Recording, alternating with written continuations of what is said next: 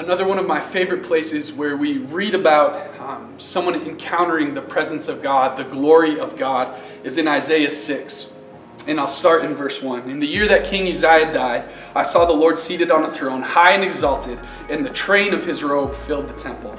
Above him were seraphs, each with 6 wings. With 2 wings they covered their faces, with 2 they covered their feet, and with 2 they were flying. And they were calling to one another, Holy, holy, holy is the Lord Almighty. The whole earth is full of his glory.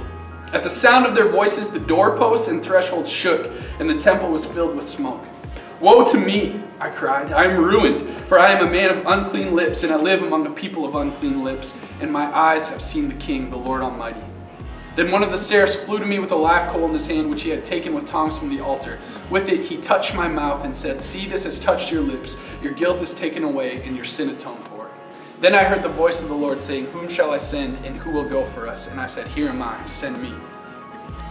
And I love this picture of Isaiah encountering the presence of God because we get to see kind of the stages that he goes through.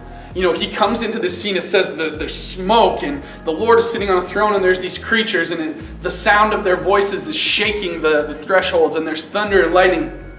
And I have to think the first thing that Isaiah thinks is, wow, like, wow, how amazing is this scene? How incredible and holy and completely other is God.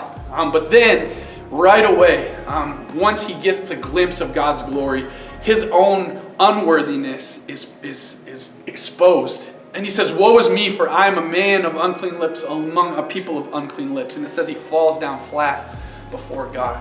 So the first thing he encounters is wow, but very quickly it turns to whoa, right?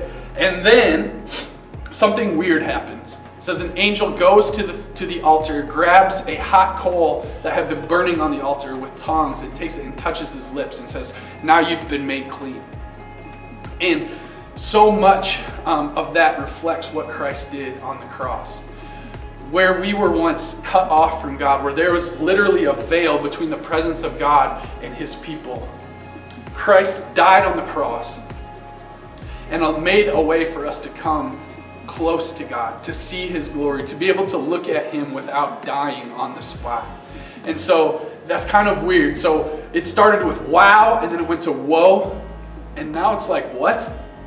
Jesus did that for me? I can come before God? And then once he's been made clean, God says, Who will go for me? Who's going to speak for me?